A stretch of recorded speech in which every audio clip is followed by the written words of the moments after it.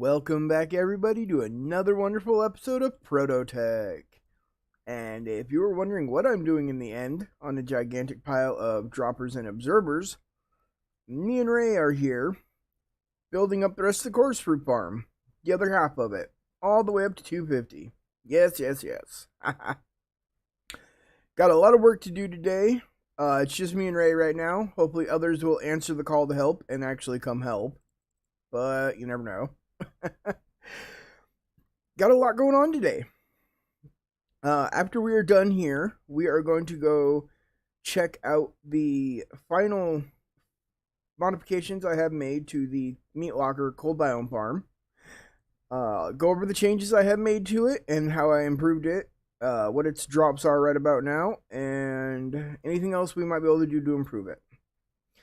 Also, I have a little time-lapse clip for you today because I realized in the last episode I forgot to add the wonderful clip of my TNT blasting of this side of that place in the cold biome to get rid of all the grass blocks and dirt to help with spawn rates for the farm.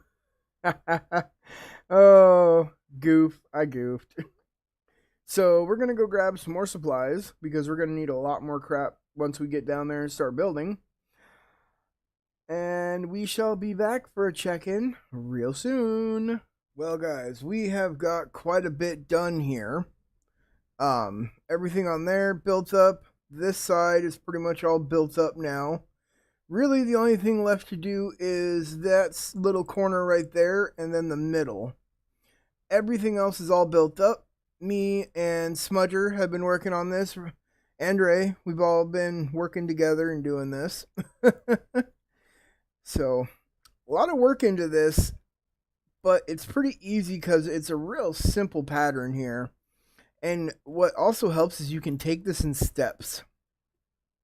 Like, that whole little area was done at once, then that. Like, once you get the first couple layers down, you understand quite easily what to do first and in order so you don't update anything in the wrong order and end up screwing yourself quite badly.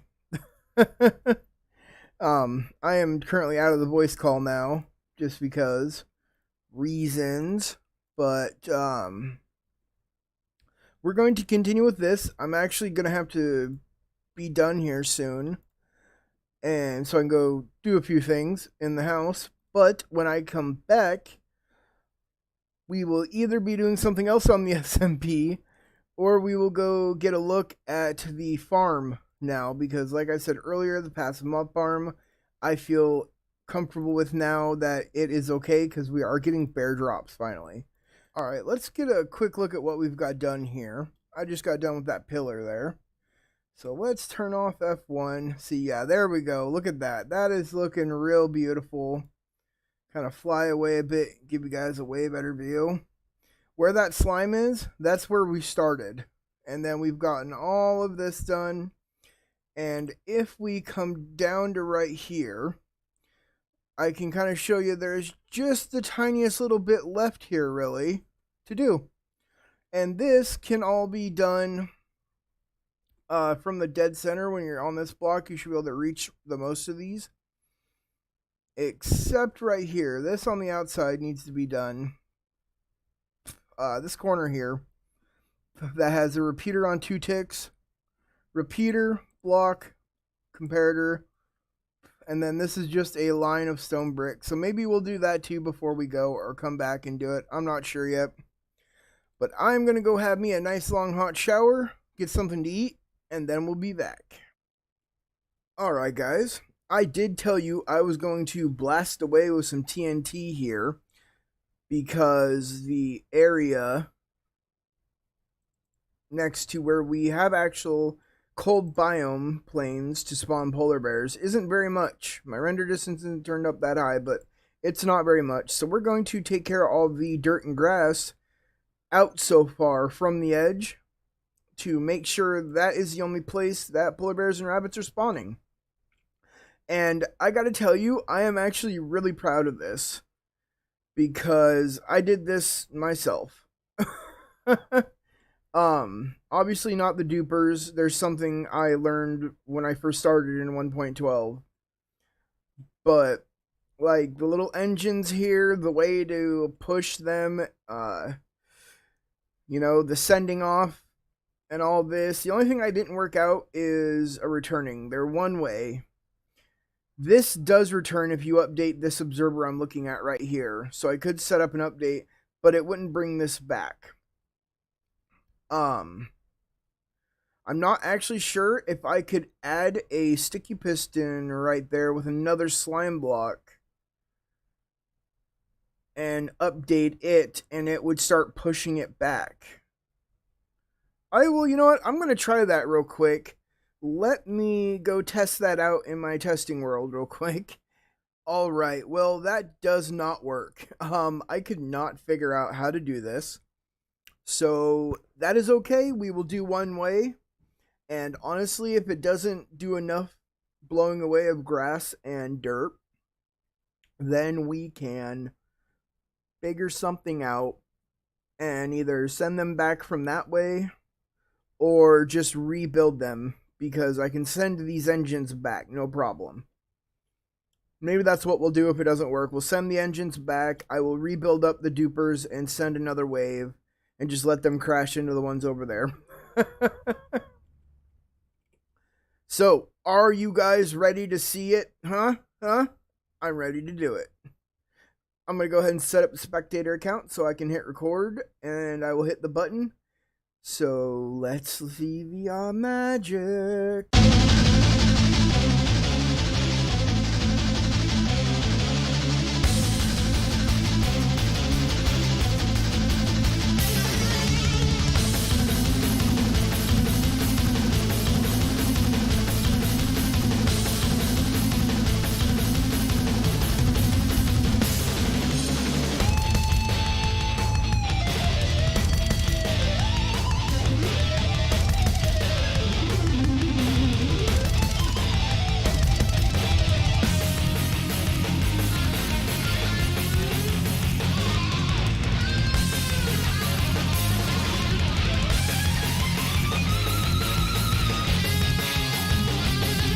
Well, wasn't that awesome? Look at that. I am actually really happy with myself right about now. Having joined ProtoTech really has paid off, because I never would have thought about something like this beforehand, or measuring the area out. I measured this area out. I'll clean up the edge by hand so I have more control over that. But, I mean, just look at this. This took care of it. All just perfect. This is well over where you'll be AFKing from in this area. No passive mobs should spawn now, except for right in this area, right where we want to. Since I'm not going to be using the entire length of this, you can see where it's actually brought out to. Or I'll probably be using more. I need to actually trim off some of this mountain. And then I can bomb the rest of this. So I'm going to do that at a later date. I wanted to just, show this. So now we're going to pop over to my creative world and take a look at the changes I have made to the farm, so that I can kind of show you the final product and explain everything to it now and all the changes. Oh, look, a bunny. Okay, here we are. This is a specially generated world. Cold biome, all of it, ice plains. So only rabbits and bears can spawn here. We've been here. And we have finally worked out things with the farm. So what we're going to do is expand the farm up. So instead of 5 on either side, it's 10 long on either side, giving us 10,880 spawning spaces. We have also changed things up. We are going to use magma blocks instead. Ignore the hoppers. That's just for testing purposes.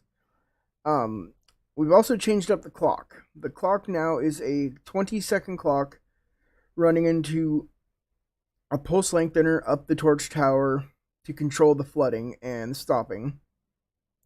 While the farm is dry, it will remain dry for exactly 20 seconds, allowing for a spawn attempt to go through. Then it floods for 4.93 seconds, long enough to push polar bears and rabbits off of here. This will be turned around so they're facing each other. This is just how MC edited it into here, because I'm still new to that too, and it was kind of hard to control it. But when that is flipped around and both these farms are together the way they're supposed to be, it'll all be ran off of one clock, where both outputs will come from this right here. Then we will use magma blocks, which will kill rabbits in like 1 or 2 seconds, and will kill polar bears within the 20 seconds between each spawning attempt. As you can see, rabbits and things are falling as we sit here. This is awesome. I'm loving this because I'm actually getting some polar bear drops now. So let's add that to this. So this is just under an hour test, and we get that for half of the farm. So the full farm should do over a stack of rabbit stuff and probably close to a stack of fish an hour. I could be better, but the problem is the rabbits spawn easier than the polar bears.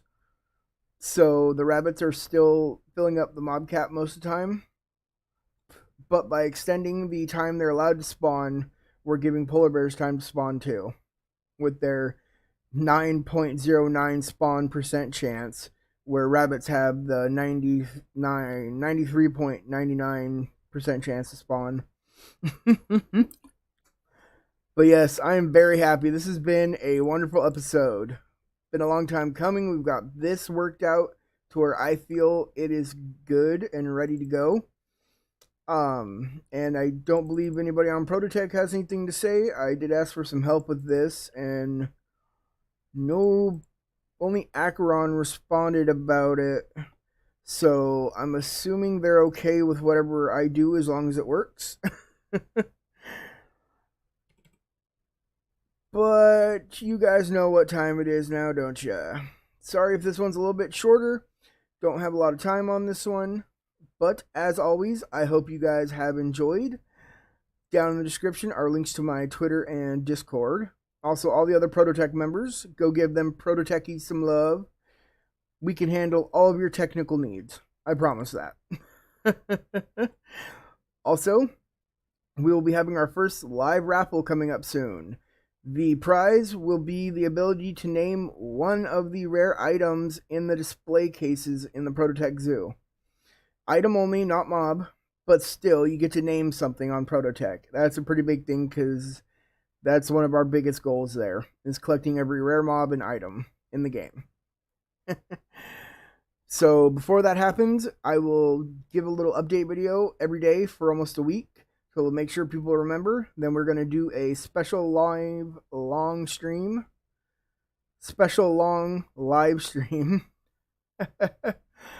And when we feel like we've hit the peak and have quite a few people, then I will take all of my subscribers' names that are watching the stream, put them into a random picker programmer mob, and draw somebody's name.